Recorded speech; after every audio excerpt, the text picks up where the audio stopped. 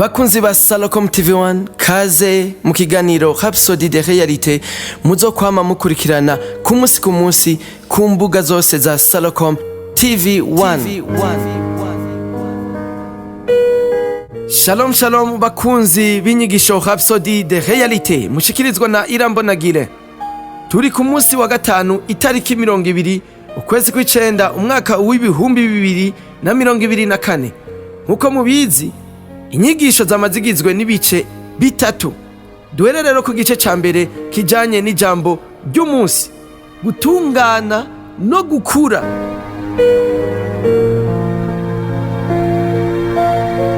Dusome mu gitabo c'Abifilipi igice ca gatatu ku murongo wa 15. Nuko abatunganijwe uko tungana twiyumvire dutyo, kandi namba hari ico mwiyumvira ukundi Imana izokibahishurira naco. Abantu bamwe bibaza ko gukura mu buryo bw'impwemu bidashobora gushikirwa uretse uri mu ijuru, kandi yuko tukiri ku isi ntidushobora kubandanya dukura. Ariko sivyo.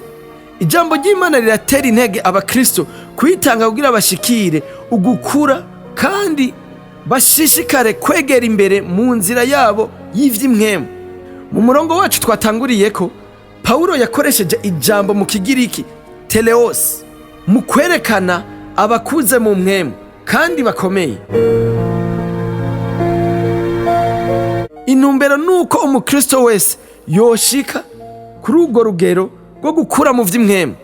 Mu Banyefeso igice ca 4 umurongo wa 11 gushika ku murongo wa 12 harashimikira ku kuri igihe Paulo yashira hamwe amabango 5 canke ingabire ziri mu ishengero n'intumbero zazo.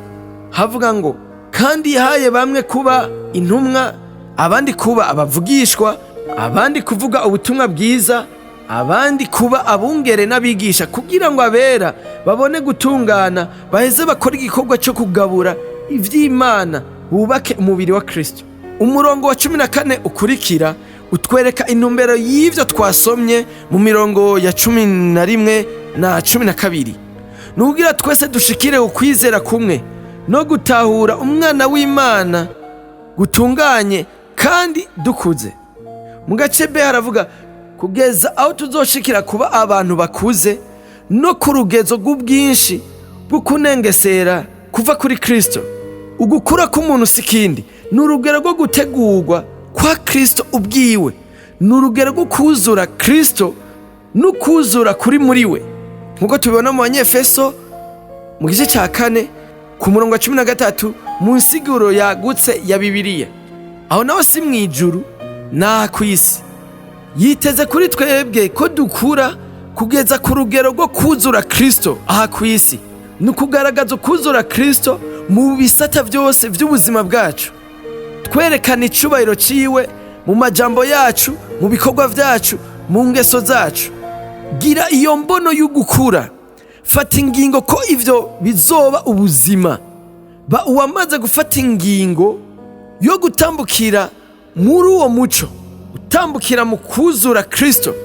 Kristo muri we ni ivyizigiro vy'icubahiro, mu kuri no muri vyose, mutazira uhoraho.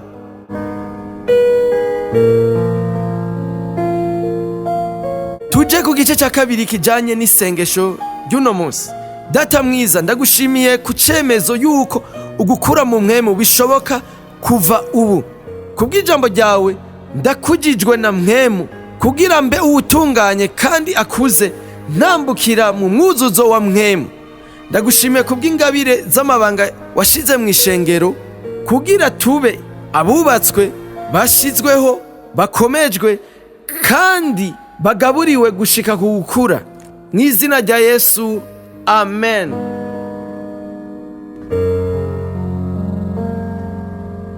Reka turangirize ikiganiro cacu ku isengesho ryo kwakira umwami Yesu Kristo nk'umwami n'umukiza. Mwami Imana, ndizera n'umutima wanje wose ko Yesu Kristo ari umwana w'Imana.